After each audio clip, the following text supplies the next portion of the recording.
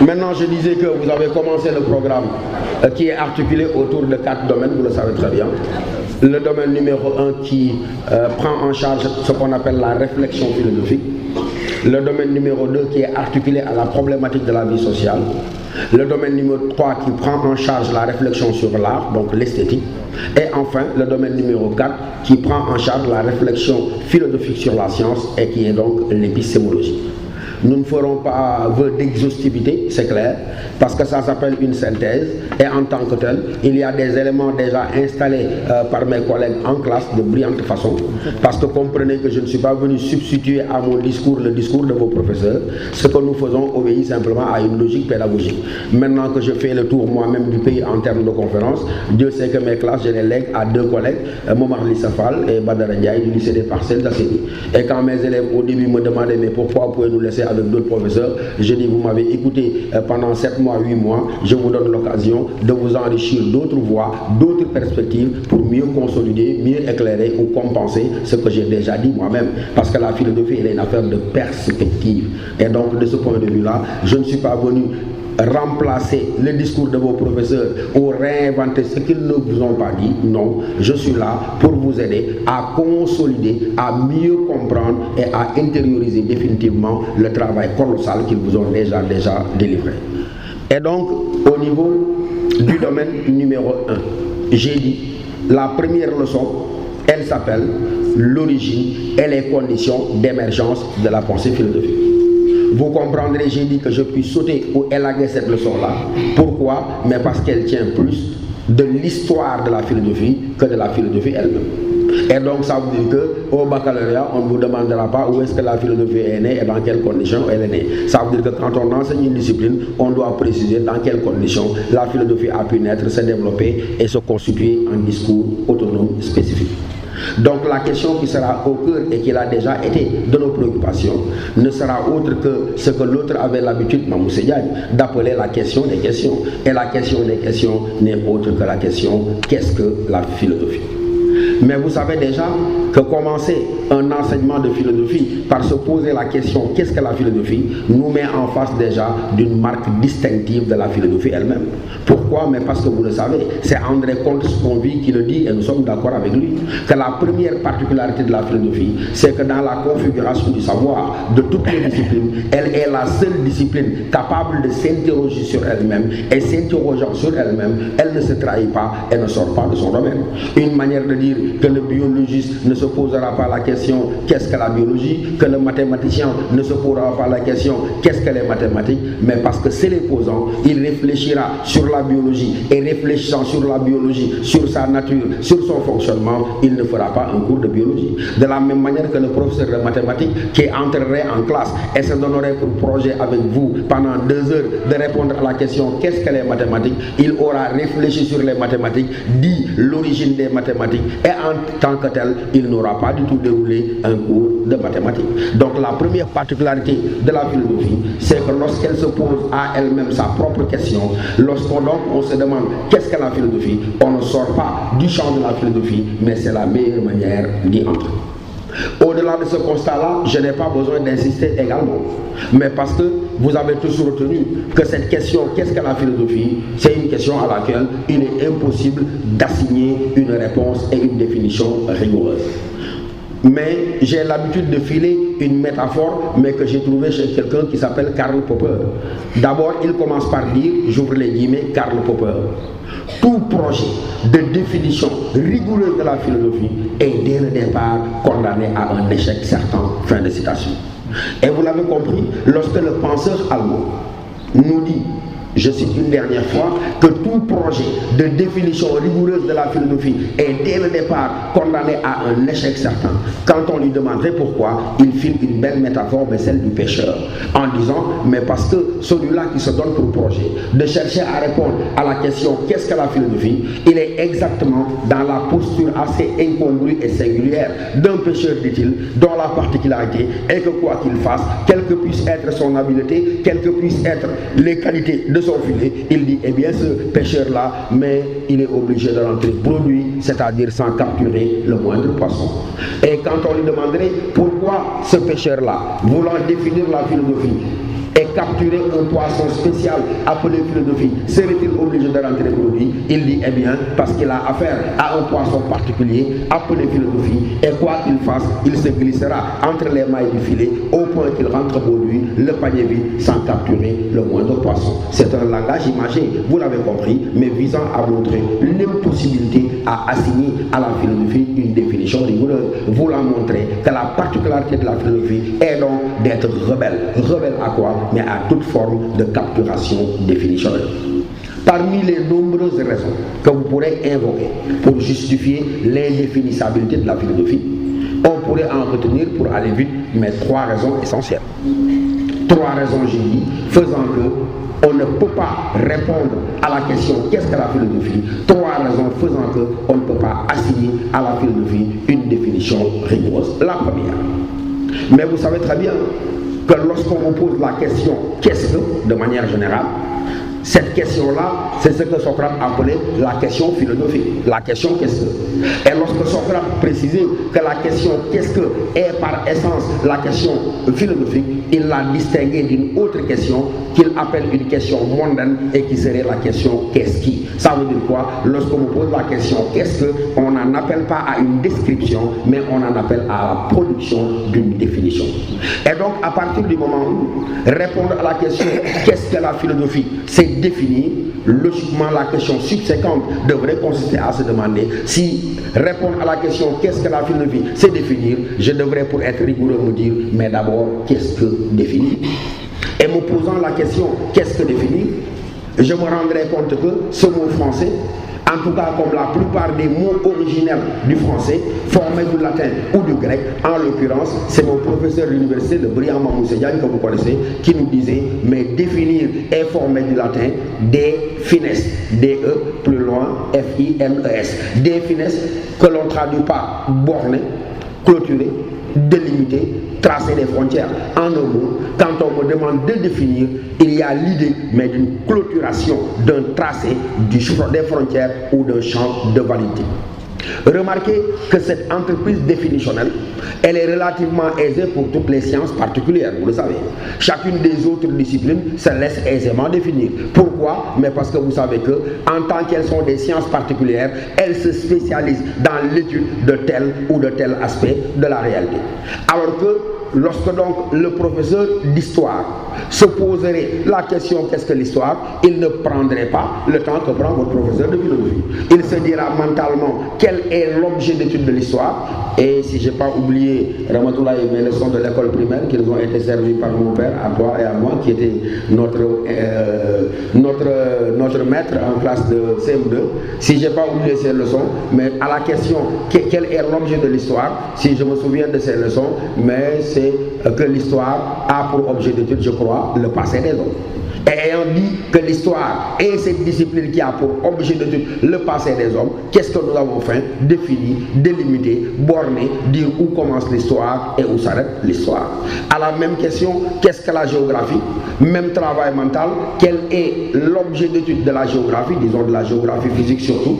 On répondrait en disant la géographie physique, si mes souvenirs également sont bons, a pour objet d'étude la structure de l'écorce terrestre. Et en disant ça également, nous avons clôturé le champ de validité de la géographie physique.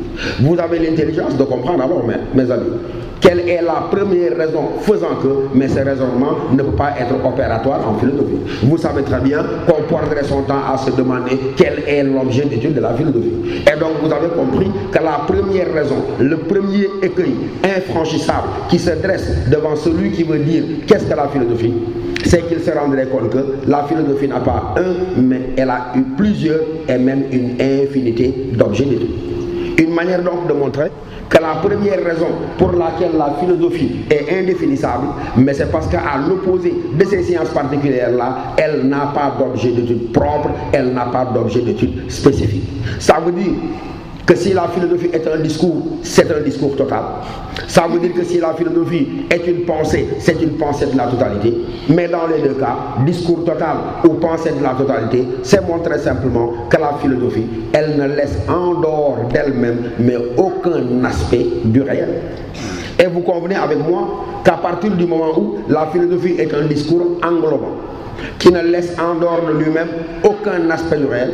Mais ça veut dire quoi? Que la philosophie, elle est une tentative, je dis une tentative, de compréhension, de saisie rationnelle de tous les aspects, toutes les dimensions et de toutes les manifestations de l'existence.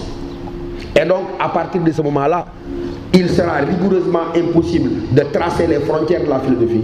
Il sera rigoureusement impossible de dire où commence la philosophie et où s'arrête la philosophie. À cette première raison, l'absence d'objet d'étude propre. La deuxième raison, nous irons la chercher chez le philosophe allemand du siècle des Lumières et qui n'est autre que Emmanuel Kant. C'est Gilles Deleuze qui rapporte, sous le mode anecdotique, le fait qu'un matin, dit-il à l'université, ça rate le micro, je sais pas, ça rate. Hein. Le fait qu'il raconte qu'un matin à l'université de Königsberg en Allemagne, Emmanuel Kant fit face à son auditoire habituel, mais lorsque un de ses étudiants, dit-il, se lève et lui dit: mais professeur, ça fait 2 ou 3 semaines que nous déroulons des enseignements de philosophie, mais il y a une question préalable, semble-t-il, à laquelle nous n'avons pas répondu. Gilles Deleuze raconte que Kant le regarda dans les yeux et dit à l'élève: mais quelle est cette question à laquelle nous n'aurons pas répondu? Et l'étudiant lui dit: c'est bien sûr la question, qu'est-ce que la philosophie? Deleuze rapporte que, mais Kant bondit entre guillemets de son siège de professeur pour lui dire: jeune homme, ne me demande pas qu'est-ce que la philosophie, c'est moi qui ai envie de te dire où est la philosophie. La philosophie, elle n'existe pas. Quand je souligne l'article, lorsque Kant dit la philosophie, elle n'existe pas, c'était une manière de le dire, jeune homme. Dans la réalité, je ne peux pas te dire qu'est-ce que la philosophie, parce que l'histoire de la philosophie nous met devant le constat que la philosophie ne se conjugue pas au singulier, mais qu'elle se conjugue au pluriel. Une manière simple de dire, dans la réalité, je ne peux pas te dire qu'est-ce que la philosophie, parce que ce qui existe, c'est des philosophies. Et donc, s'il n'existe pas une philosophie, mais des philosophies, il s'entend très clairement que nous n'aurons pas une définition, mais plusieurs tentatives de définition de la philosophie. À ces 2 premières raisons, l'absence d'objet d'étude spécifique. La deuxième, la pluralité des systèmes, en restant chez Emmanuel Kant, qu'il considère d'ailleurs comme la raison ou l'argument le plus décisif. Emmanuel Kant dit en fait, ce qui au fond empêche que l'on puisse définir la philosophie, c'est qu'à l'opposé de la science, nous reviendrons là-dessus plus tard si on en a les forces, à l'opposé de la science, gouvernée, vous le savez très bien, la science par le consensus, hein, la science, vous le savez, gouvernée par l'accord des esprits compétents, mais Kant dit, la philosophie, elle est marquée par la non-convergence des points de vue. Une manière de dire qu'elle est gouvernée par la querelle, la controverse, la contradiction entre les systèmes, faisant qu'en philosophie et en philosophie seulement, mais les systèmes se construisent et en se détruisant. Et lorsque Kant disait en philosophie, les systèmes se construisent en se détruisant, c'était une manière de montrer quoi? L'impossibilité pour les philosophes eux-mêmes de s'accorder sur ce qu'est la philosophie. Et vous connaissez tous la belle métaphore kantienne de Emmanuel Kant toujours, assimilant le champ de la philosophie à une sorte d'arène où des gladiateurs se livreraient à des duels meurtriers, donc à des combats sans merci, mais à l'issue desquels, bien sûr, on vous l'a dit, il n'y a jamais ni vainqueur ni vaincu. Et lorsque Kant donc assimilait globalement le champ de la philosophie à une sorte de champ de bataille où s'affrontent des théories opposées, il n'y a jamais ni vainqueur ni vaincu, c'était une manière de montrer clairement que si la philosophie ne peut être définie, c'est parce que les philosophes eux-mêmes produisent des définitions contradictoires et que eux-mêmes, comme j'ai dit, sont dans l'impossibilité mais de s'accorder sur ce qu'est la philosophie. Et donc, ces 3 arguments, mes amis, l'absence d'objet d'étude propre, la pluralité des systèmes, la non-convergence des points de vue, si vous faites attention, manifestent un aspect profond de la philosophie, et cet aspect, c'est son aspect de profonde personnalité. On pourra dire que tous ces 3 arguments se subsument dans cette idée que si la philosophie est activité de réflexion, elle est fondamentalement une activité personnelle. Et la conséquence de cet aspect purement personnel de la philosophie, vous l'avez compris, la conséquence en sera que chaque auteur définira la philosophie, mais selon l'orientation de sa pensée, et chaque auteur imprimera à sa pensée les marques de son propre génie et de sa propre vision du monde. Je n'ai pas besoin d'insister, la conséquence, c'est qu'on aura presque, je dis presque, autant de philosophes, mais que de tentatives de définition de la philosophie. Et cet aspect de profonde personnalité de la philosophie, mais vous en trouvez une très belle illustration, c'est celui-là qui s'appelle Nietzsche, auquel j'ai fait allusion. Dans la représentation toujours, mais qu'en fait Gide, un garçon est tellement séduit, émerveillé par le discours de Nietzsche, qu'à la fin d'une de ses conférences, il se met à courir derrière lui, mais en lui disant: j'ai été tellement émerveillé par votre éloquence que j'ai envie que vous soyez mon maître, mais que je sois votre disciple. Et le garçon ajoute: mais je veux surtout que vous me montriez le chemin pour bien philosopher. Lorsque le garçon lui dit une fois, deux fois, jusqu'à la troisième interpellation: je veux que tu sois mon maître, que je sois ton disciple, et que surtout tu me montres le chemin pour bien philosopher, Nietzsche s'arrête, le regarde dans les yeux en lui disant: Jérôme, tu me déçois en me demandant d'être ton maître, que tu sois mon disciple, mais tu as oublié que dès le départ, je me suis défini comme philosophe. Et Nietzsche dit: ceux qui sont philosophes, ce sont ceux-là qui écrivent avec leur sang. Et Nietzsche dit: ceux qui écrivent avec leur sang, S-A-N-G, ils ne peuvent pas et ne doivent même pas être imités. Mais jeune homme, en me demandant surtout d'être ton maître et que tu sois mon disciple, qu'est-ce que tu as fait de la première leçon de la pédagogie que je t'ai enseignée et que vous ont répété tous vos professeurs, à savoir que ce n'est jamais rendre service à son maître, mais que de continuer éternellement à être son disciple. Nietzsche lui dit: mais jeune homme, tu ne deviendras jamais philosophe en répétant après moi ce que j'ai dit et écrit, mais le plus grand service que tu peux me rendre, c'est de me tuer. Ça veut dire quoi? De me contester, de me détruire. Quand tu m'auras contesté, détruit, remis en question, mais je vais mourir. Mais quand je meurs, c'est pour renaître en toi. Et quand je renais en toi, c'est sous la forme du bâtisseur de ta propre pensée. Nietzsche lui dit: mais jeune homme, tu me demandes encore de te montrer le chemin pour bien philosopher. Écoute bien ce que je vais te dire. En philosophie, il n'y a pas de chemin, il n'y a que ton chemin, et c'est à toi de l'inventer. Vous l'avez bien compris, jeunes gens. Quand tu lui dis en philosophie, il n'y a pas de chemin, il n'y a que ton chemin, et c'est à toi de l'inventer, c'était une façon de lui dire quoi? Mais que la philosophie, elle est d'abord et avant tout, mais l'affaire personnelle du philosophe. Et c'est pourquoi on est obligé donc de montrer l'impossibilité pour ces trois arguments à assigner à la philosophie, comme j'ai dit, une définition précise. Allons dans l'histoire de la philosophie et regardons les auteurs les plus habituellement convoqués par nos collègues. Si je posais la question, je l'espère vivement, j'en suis presque sûr, à n'importe lequel d'entre vous, lui disant par exemple en quoi consisterait l'acte de philosopher chez Platon, je crois que n'importe lequel d'entre vous me dirait: chez Platon, l'exercice du philosopher n'est autre qu'un apprentissage de la mort. Est-ce que cette définition a une validité universelle? Non.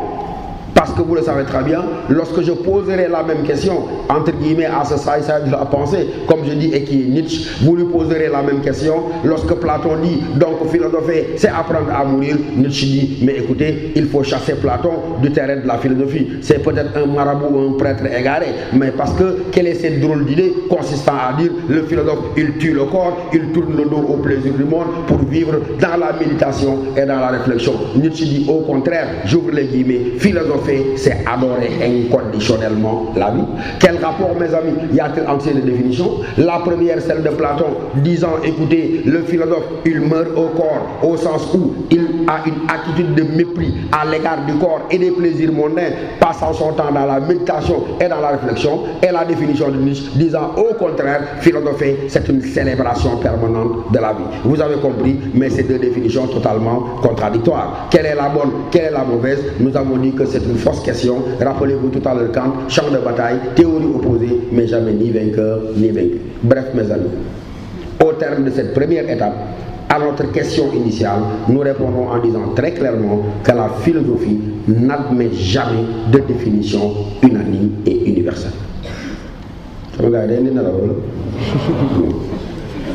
Et donc, je veux que vous teniez le fil conducteur. J'en vois qui écrivent: j'ai dit fermez les cahiers, laissez les bics, par la grâce de Dieu et de notre vénérable maître Chamot Bamba, nous allons écrire dans vos têtes et dans vos cœurs de manière indélébile. Donc prêtez-nous votre attention et ne cherchez pas à écrire. Parce que quand vous chercherez à écrire, ce que je vais dire pendant que vous écrivez vous échappera. Et mon débit est tel que je suis obligé de me répéter tout le temps. Donc prêtez-moi par la grâce de Dieu votre tête, vos cœurs, je vais imprimer en caractère bien dans vos têtes et dans vos cœurs. On est d'accord? Et donc dans cette première étape-là, on va emprunter ensuite ce qu'on appelle la ligne oblique. la ligne oblique toujours proposée par un autre de mes maîtres, Souleymane Bachir Diagne, qui a été mon directeur de thèse, et qui disait, à défaut de pouvoir dire qu'est-ce que la philosophie, mais emprunter la ligne oblique. Et quand on lui disait qu'est-ce que la ligne oblique, il dit, à défaut de pouvoir dire qu'est-ce que la philosophie, contentez-vous de dire ce que n'est pas la philosophie. Et quand vous aurez dit ce que n'est pas la philosophie, vous avez une idée peut-être, mais de ce qu'elle peut bien être. Donc, deuxième étape, mes amis, qu'est-ce que n'est pas la philosophie? Je crois que cette question est réglée. Depuis le début de l'année, comme dans un jeu d'enfant, vous vous en souvenez, lorsque avec vos différents professeurs, vous avez fait l'approche étymologique du mot philosophie, lorsque vous l'avez déconstruit. Et vous aviez montré que dans philosophie, nous avons un préfixe et un suffixe. Le préfixe, c'est bien sûr philo, et le suffixe, c'est sophie. Le préfixe philo venant du grec, mes amis, je veux entendre, oui, très bien, venant du grec, philein, que l'on traduit par aimer, oui, c'est bien, ou bien également désirer. Et Sophie, venant toujours du grec, Sophia, que l'on traduit en tout cas les anciens par deux termes, sagesse. Vous dites sagesse, mais les anciens grecs disaient Sophia désigne à la fois le savoir et la sagesse. Parce que pour eux, savoir et sagesse sont absolument indissolublement liés. Et donc, au sens premier du terme, la philosophie, elle va désigner quoi? Littéralement, l'amour du savoir, l'amour de la sagesse. Mais quand vous avez dit que du point de vue de son étymologie, la philosophie désigne l'amour du savoir, l'amour de la sagesse, mais vous avez en même temps dit ce qu'elle n'est pas. Pourquoi? Mais parce que l'amour est toujours symptomatique d'un vide, mais d'un manque et d'une absence. Pour une raison élémentaire que dit Platon et que vous connaissez. À savoir que généralement, on ne désire pas ce que l'on a, mais généralement, on ne désire que ce que l'on n'a pas. Et donc, dire de la philosophie qu'elle est amour du savoir, amour de la sagesse, c'est dire que le philosophe n'est ni celui qui sait, ni celui qui est sage, mais simplement celui qui est désireux de savoir, celui qui est désireux d'être sage. Donc, le philosophe, il tend vers le savoir, tend vers la sagesse, mais sans jamais s'installer définitivement ni dans ce savoir, ni dans cette sagesse. Donc, mes amis, étymologiquement, qu'est-ce que n'est pas la philosophie? Nous avons répondu, elle n'est pas la possession du savoir, elle n'est pas la possession de la sagesse. Et cela est confirmé par celui qu'on vous présente comme le père de la philosophie occidentale, et qui n'est autre que Socrate. Vous vous rappelez que Socrate enseignait quoi? Que philosopher, c'est dès le départ, commencer par reconnaître quoi? Connaissez par reconnaître sa pauvreté en matière de connaissance. Et lorsque Socrate enseignait que philosopher, c'est dès le départ commencer par reconnaître mais sa pauvreté en matière de connaissance, c'était une manière de montrer que le philosophe, il n'est pas celui-là qui est dépositaire d'une somme de connaissances. Au contraire.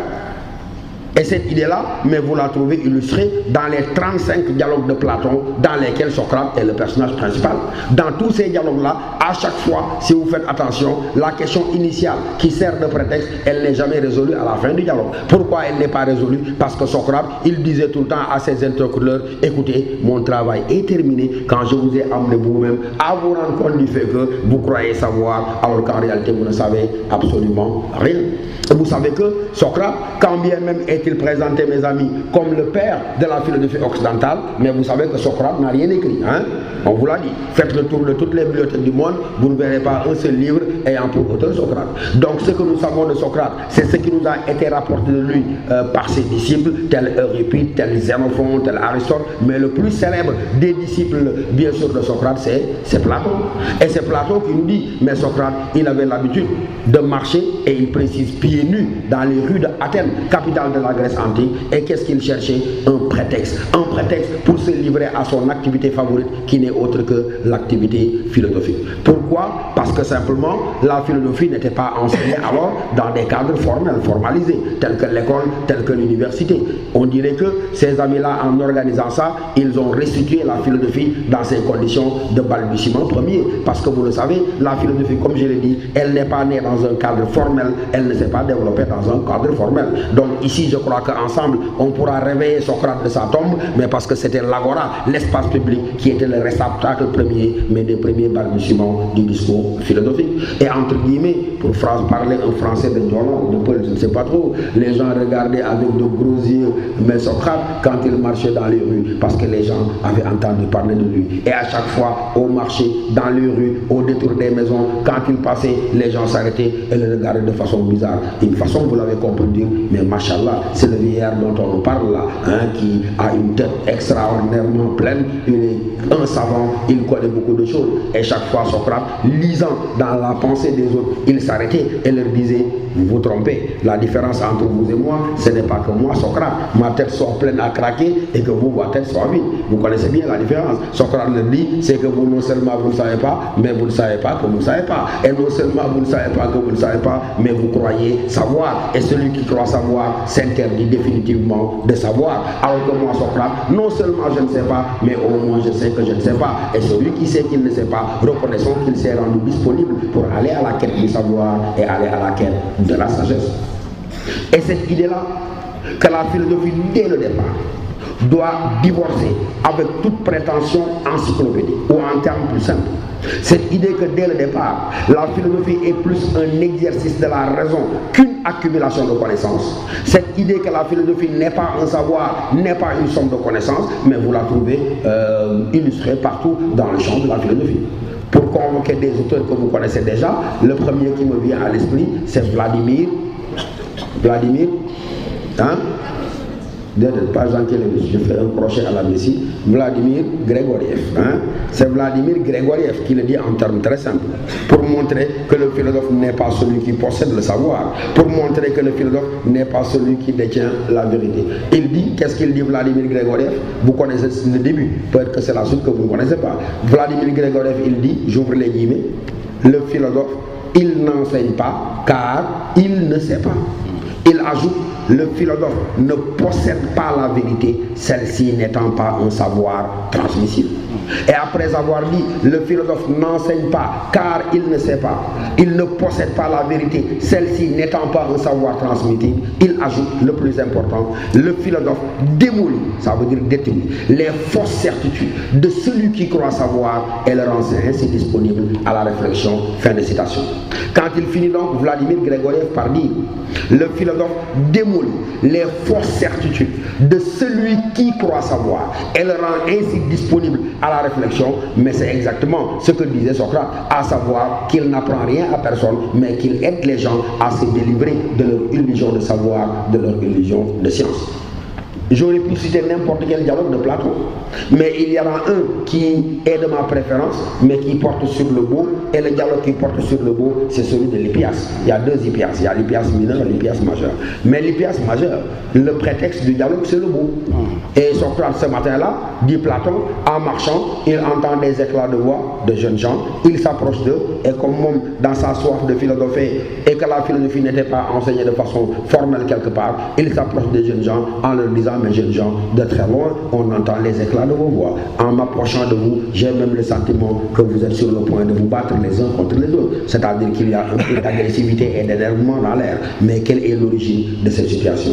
Le plus familier à lui, parce que les autres étaient un peu hésitants, quand une personne d'un certain âge s'approche et veut se mêler de la conversation de jeunes gens, ils sont un peu réticents. Mais celui qui donne son nom au dialogue, Hippias, qui était un peu familier à Socrate, il lui dit, mais écoute Socrate, est-ce que tu vois cette jeune fille là-bas? Socrate dit oui. De l'autre côté du fleuve, en effet, je vois une jeune fille en train de s'éloigner. Alors Hippias, quel est le problème avec elle? Comme vous l'aurez fait, en se grattant la tête, il lui dit, mes chers Socrate, elle venait de passer devant nous, quoi. Bon, certains prétendaient, machallah, qu'elle était d'une beauté extraordinaire. Au contraire, d'autres parmi nous prétendaient qu'elle était laide et que franchement, elle n'avait pas besoin de notre attention. C'est ainsi que les choses ont dégénéré, mais pour donner la situation que vous voyez. Mes collègues vous ont parlé de l'humour et de l'ironie socratique. Quand le garçon lui dit, la fille venait de passer devant nous, pour certains elle était très belle, pour d'autres elle était très laide, c'est ainsi que les choses ont dégénéré, mais Socrate va éclater de rire en disant, mes jeunes gens, je suis l'homme le plus gâté et le plus heureux au monde. Les garçons lui disent, mais Socrate, en quoi tu serais l'homme le plus heureux au monde? Il dit, mais j'ai en face de moi des gens prêts à se battre, rien que sur la question de savoir, la fille elle est belle, elle est laide, mais reconnaissez que vous devez être des experts en matière de beauté, parce que franchement, mes amis, si on ne possède pas la science du beau, si on n'est pas expert en matière de beauté, mais comment serait-on prêt à se battre sur la seule question de savoir la fille elle est belle, elle est laide? Et Socrate leur dit, mes jeunes gens, il y a façon simple de vous départager, vous n'avez pas besoin de vous battre. Vous voulez savoir elle est belle, elle est laide, répondez à la bonne question et l'affaire est réglée. Mais comme les gens avaient entendu parler de Socrate, très célèbre pour son questionnement par lequel il plonge les gens dans l'embarras, les dégoûter et les installer dans la confusion,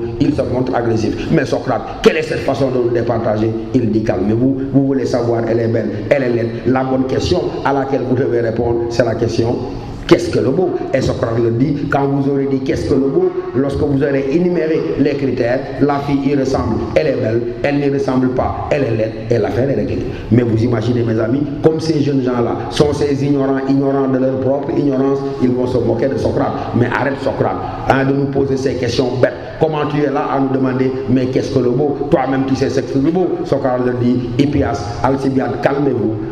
Vous n'avez pas besoin d'être agressif. Contentez-vous de répondre à ma question, qu'est-ce que le beau? C'est toujours Hippias qui bondit en lui disant, mais tu nous amènes Socrate, le beau c'est un beau coucher de soleil. Regarde le soleil qui est en train de s'écraser au crépuscule et de mourir sur le fleuve. Le beau c'est par exemple un beau coucher de soleil. C'est une belle jeune fille, une belle chemise, un beau cheval, une belle jument, une belle marmite. Naturellement, Socrate éclatait encore de rire. Pourquoi? Socrate lui dit, mais c'est le plus monumental hors sujet, mais que j'ai jamais entendu de ma vie.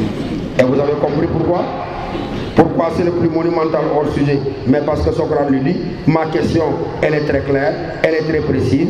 Moi je te demande, mon cher Hippias, qu'est-ce que le beau? Et tu es là à me parler de la beauté d'un coucher de soleil, de la beauté d'une chemise. Tu es en train de répondre à quelle question? Qu'est-ce qui est beau? Or ma question n'est pas qu'est-ce qui est beau. Il lui dit, c'est facile de dire ce qui est beau. Je regarde autour de moi, tel ou tel objet est beau. Mais Hippias, ma question n'est pas qu'est-ce qui est beau, mais qu'est-ce que le beau? Parce que de vous à moi, vous savez très bien que le beau, c'est ce par quoi les choses belles sont belles. Mais même si les choses belles ne sont belles que par rapport au beau, ce n'est pas en donnant 1 million d'exemples de choses belles que l'on répondra à la question qu'est-ce que le beau? Bref, à la fin du dialogue, Hippias est embarrassé. Il dit, Socrate, oui, je me rends compte maintenant que je suis dans l'impossibilité de faire la différence entre qu'est-ce que le beau, qu'est-ce qui est le beau. Je suis en pleine confusion. Est-ce que tu peux m'aider à répondre à la question? Et je vous ai dit la réponse de Socrate, vous l'imaginez d'ailleurs, consistant à lui dire, mais si je répondais à cette question, Hippias, je me trahirais. Parce que contrairement à toi qui croyais savoir dès le départ,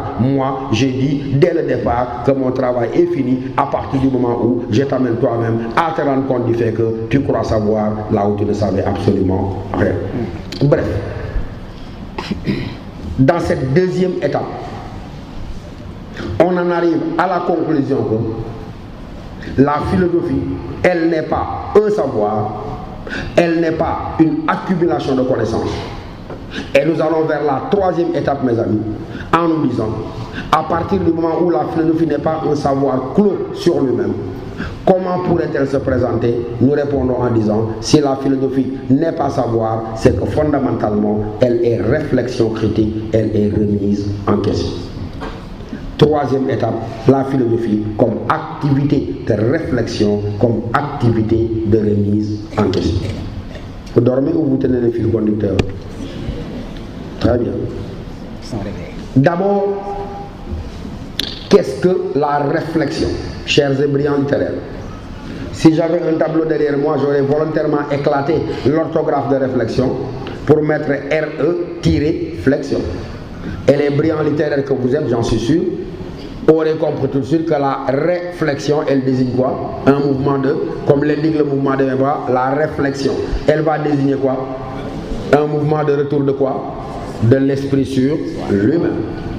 Et à partir du moment où, au sens propre, la réflexion désigne un mouvement de retour de l'esprit sur lui-même, mais ça veut dire quoi? Que dès le départ, philosopher, c'est s'arrêter. S'arrêter, ça veut dire quoi? Procéder au bilan, à l'évaluation, à l'examen critique. Bilan, évaluation, examen critique de quoi? Mais de l'ensemble de nos connaissances antérieures. Parce que si nous disons qu'elle est réflexion critique, ça veut dire que le premier pas que nous franchissons, quand nous accédons à la philosophie, ne consistera pas évidemment à ajouter des connaissances nouvelles à celles qui sont déjà en nous, mais vous l'avez compris, ce premier pas consistera justement à soumettre à l'analyse critique de la raison toutes les idées, toutes les opinions, toutes les croyances, toutes les valeurs, toutes les vérités, bref, toutes les idées qui étaient déjà en nous. Certains seraient tentés de se demander, mais pourquoi le philosophe éprouve-t-il le besoin de réfléchir de façon critique et donc de faire le bilan de tout son passé intellectuel? Il vous dira, parce que très souvent, notre passé intellectuel est un passé d'erreur. Pourquoi notre passé intellectuel est très souvent un passé d'erreur? Le philosophe répondra, mais parce que ce passé intellectuel-là, c'est un passé d'idées toutes faites. Vous connaissez les idées toutes faites? C'est des idées à l'élaboration desquelles notre propre raison n'a pas participé. Donc les idées toutes faites, j'ai envie de dire, mais c'est des sortes de feuillages intellectuels. Ça veut dire que c'est des prêts à penser conceptuels déjà réglés. Et donc les idées toutes faites, le philosophe il dira, mais elles sont toujours mal faites. Et comme elles sont toujours mal faites, il faut les détruire. Et les ayant détruites, on les reconstruit de façon rationnelle. Et vous avez compris par là que dès que la philosophie, elle est réflexion critique, ça veut dire que philosopher, c'est dès le départ entrer en rupture, entrer en dissidence et même en rébellion. Le terme n'est pas très fort. Entrer en rébellion, en dissidence, en rupture avec quoi? Mais avec l'ensemble des vérités établies, avec l'ensemble de ce qui relève de la pensée commune. Et c'est pourquoi le philosophe, il commence donc par faire table rase de toutes ces vérités. Mais comme j'ai dit, quand il fait table rase de toutes ces vérités, comme la philosophie n'est pas un nihilisme, il entreprend le soin de les reconstruire de façon rationnelle.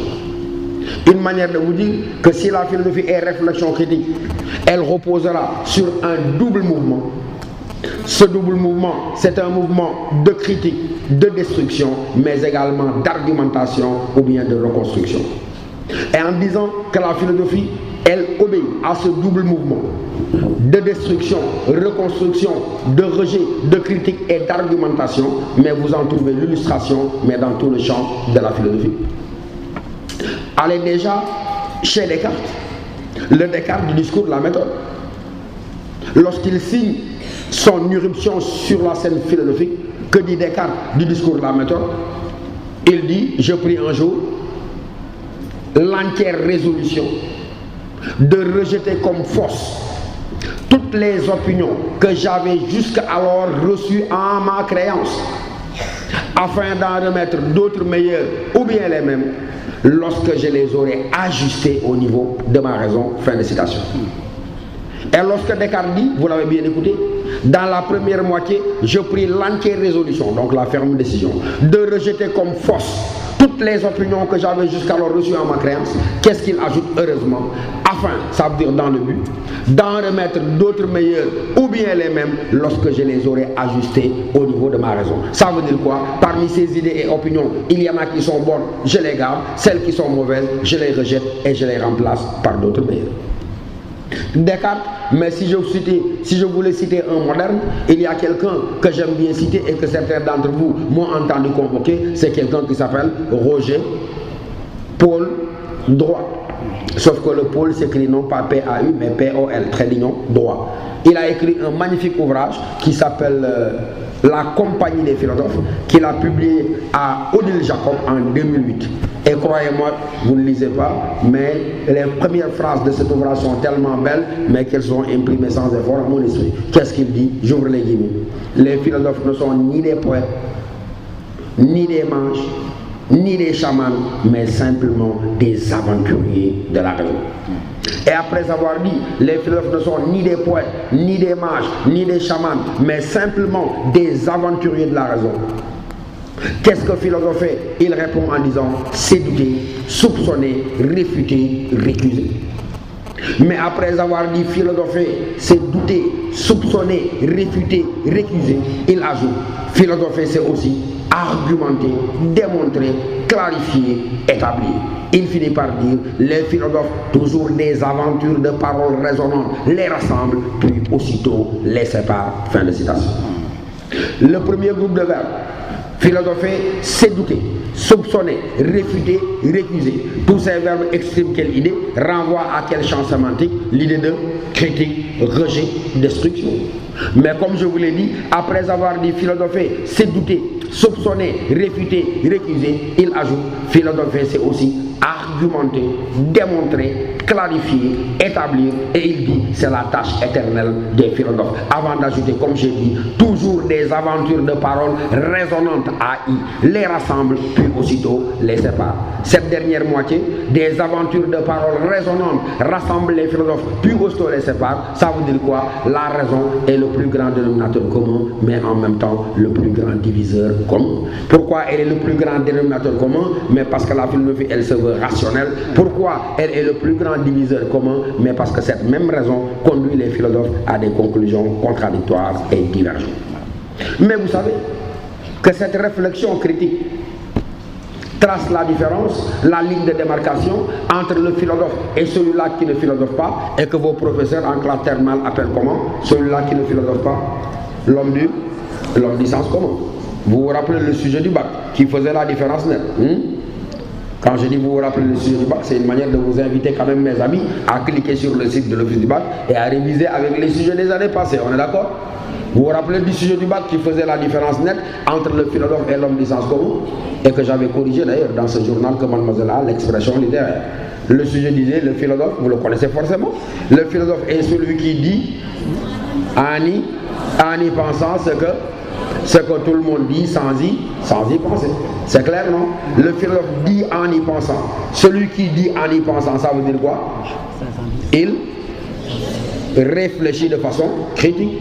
Mais celui qui dit sans y penser, c'est... Qu'est-ce qu'il fait celui qui dit sans y penser? S'il vous plaît.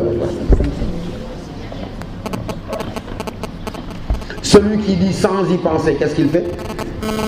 Il dit sans y penser. Donc qu'est-ce qu'il fait? Il répète et il se contente des vérités établies par la société.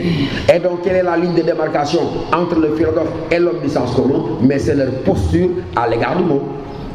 Quel est le regard que le philosophe pose sur le monde? Mais un regard de méfiance. Parce que pour le philosophe, le monde n'est ni connu ni compris. C'est pourquoi le philosophe vit dans l'émerveillement, dans l'étonnement. Rappelez-vous Justin Garde, il disait qu'il y a une qualité commune au philosophe et à l'enfant.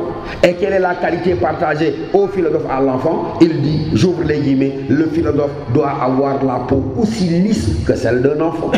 Mais quand il dit, le philosophe doit avoir la peau aussi lisse que celle d'un enfant, comme mes parents ne pensent pas d'épiderme.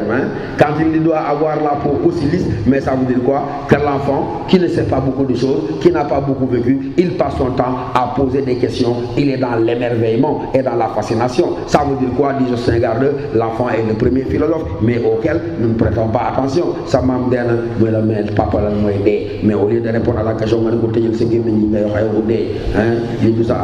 ou bien vous lui dites, mais simplement, Yalla Juli le Santane, le papa, au lieu d'affronter cette question-là, vous préférez également l'évacuer. Ça veut dire quoi? De la même manière que l'enfant qui ne sait pas beaucoup de choses passe son temps à s'étonner et à s'émerveiller. Le philosophe également, il vit dans l'étonnement et l'émerveillement. Pourquoi? Parce que pour lui, j'ai dit, le monde est toujours nouveau. Pourquoi le monde est toujours nouveau? Parce que pour lui, le monde ne sera jamais connu, le monde ne sera jamais compris.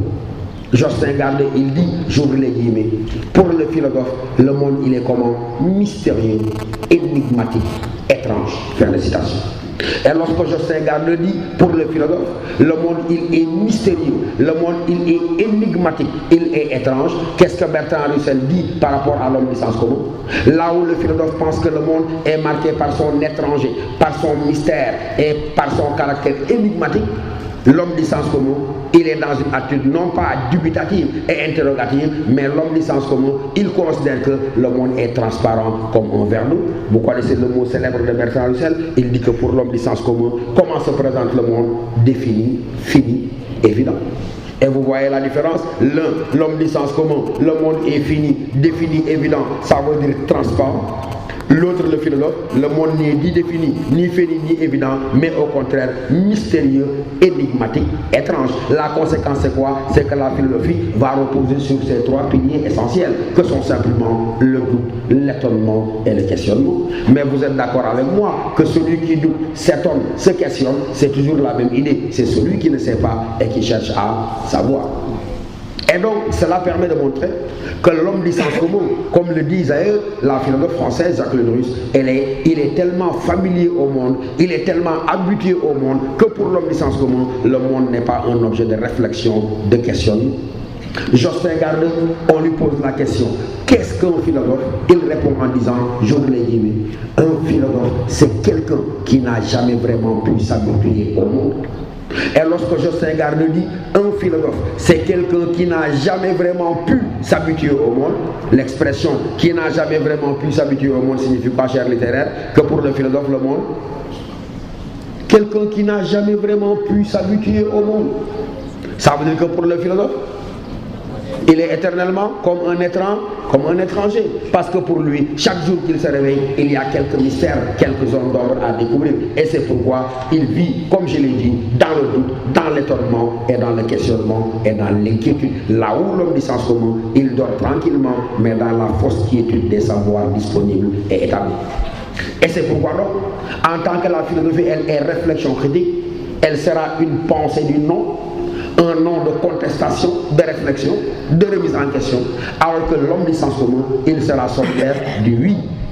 Or, c'est Alain qui vous le dit. Partout où je passe au Sénégal, vous menez Alain Rec, c'est comme la seule phrase qu'on avait retenue. Penser, c'est dire non. Mais ce que je vais citer, c'est lorsque Alain dit, j'ouvre les guillemets, pour montrer que l'activité intellectuelle vraie ne se manifeste pas dans le oui de diabolo de soumission, d'acceptation, mais dans le non de contestation. Alain, il dit, j'ouvre les guillemets, lorsque la tête humaine reprend son antique mouvement d'arrière en avant pour dire oui, aussitôt les rois reviennent. Il dit, j'ouvre les guillemets. Lorsque la tête humaine reprend son antique mouvement d'arrière en avant pour dire oui, aussitôt les rois reviennent. Cher littéraire, ça veut dire que le oui est synonyme de quoi? Quand il dit aussitôt les rois reviennent, dès que nous passons notre temps à dire oui, les rois reviennent. Donc ça veut dire que le oui est synonyme de soumission, de servitude et d'esclavage. Alors que le non, il est synonyme, mais celui qui dit non, mais ça veut dire qu'il est en train de réfléchir. Regardez deux individus. Je ne veux taquiner personne, hein, parce qu'il y en a qui marquent beaucoup de buts de la tête, hein, en ce moment-là, mais c'est normal. Regardez quelqu'un qui dit oui et regardez quelqu'un qui dit non. Vous le savez très bien. Vous avez quel sentiment en regardant celui qui dit oui? Il fait un mouvement d'arrière en avant comme ça. Comme il y en a beaucoup, je dis parmi vous. On a quel sentiment celui qui dit oui en le regardant? Mais on a le sentiment qu'il dort. Je dis souvent, vous dites que Magalba ou la Gamouga sort, le monsieur est en train de ronfler à côté de toi. Beaucoup de nous est-ce qu'il s'est mis d'unité. Et pourtant, il n'a absolument rien. Mais au contraire, mes amis, regardez bien celui qui dit non. Celui qui dit non, est-ce qu'il donne l'impression de dormir? Qu'est-ce qu'il fait? Faites le mouvement de celui qui dit non. Donc c'est quelqu'un qui secoue énergiquement la tête. Parce que pour dire non, il faut qu'on gâte. Ça veut dire que celui qui dit non, il est en train de réfléchir, de penser et de remettre en question. Une manière donc de montrer très clairement que l'homme du sens commun, qu'est-ce qui fait sa différence avec le philosophe? Qu'est-ce qui fait la différence entre le philosophe et l'homme du sens commun? Mais c'est que l'homme du sens commun... Hein? Il faut donner au Diola. Le Odiola, mais tu es en train de te racler la gorge à tel point que je suis un peu, moi qui parle et qui n'ai même plus de salive, je tiens mieux. Donc on doit servir un petit verre d'eau fraîche. Est-ce qu'il y a beaucoup de Diola ou le garage? Bon, ok, je disais donc que de ce point de vue-là, l'homme du sens commun, il n'est pas capable de s'élever à un usage critique, mais de sa propre raison. Il lui manque donc quoi, j'ai dit, l'indépendance intellectuelle. Pourquoi? Parce qu'il n'a pas appris à penser par lui et pour lui, mais ce sont les autres qui pensent à sa place. Et comme je dis souvent en taquinant pour réveiller ceux qui dorment, l'homme du sens commun, mais mais reconnaissez en même temps que celui qui dit reconnaissez qu'il a renoncé à quoi, mes amis? C'est une paresse intellectuelle. Il a renoncé à quoi? Il a renoncé à quoi? Il a renoncé à quêter, à chercher la vérité par lui-même et pour lui-même, pour se contenter de ces vérités établies par les autres. Le philosophe dira-t-il est-ce que le philosophe osera dire il est clair que non. Pourquoi? Mais parce que le philosophe, il a une attitude de méfiance, de recul, de distance critique, mais par rapport aux vérités établies. Il dira bon moi tout, mais attention, c'est le commencement de l'erreur. Pourquoi? Parce que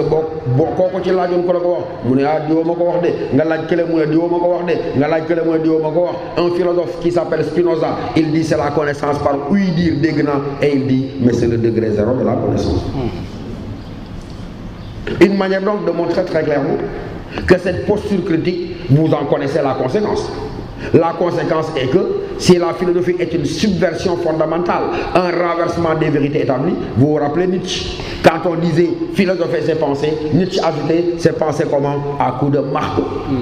Et le marteau nietzschéen, il symbolise quoi? La volonté du philosophe de soumettre à l'évaluation de la raison, mais toutes les idées, toutes les opinions et les vérités déjà établies dans la société. Et c'est pourquoi on montrera très clairement à la suite de Nietzsche, quand il dit que philosopher c'est penser à coup de marteau, que cette attitude critique, elle n'est pas sans conséquence. La première conséquence, c'est qu'elle installe le philosophe dans des rapports de conflit avec toutes les institutions. Quelle est la place du philosophe dans la société? Reconnaît-il spontanément la même valeur que le médecin, le mécanicien et le maçon? Non. Personne ne se demande à quoi sert un maçon, personne ne se demande à quoi sert un bijoutier, personne ne se demande à quoi sert un médecin, mais que dès que vous dites philosophe, on a le sentiment c'est quelqu'un qui est rejeté, marginalisé, haï, mais parce qu'encore une fois, il ne servirait à rien. Et donc, qu'est-ce qui lui vaut ça? C'est le même Nietzsche qui dit que philosopher, c'est vivre dangereusement. Pourquoi c'est vivre dangereusement? Parce que c'est avoir le courage intellectuel de dire non là où tout le monde dit oui, mais d'aller dans un sens opposé à celui de tout le monde. Et c'est pourquoi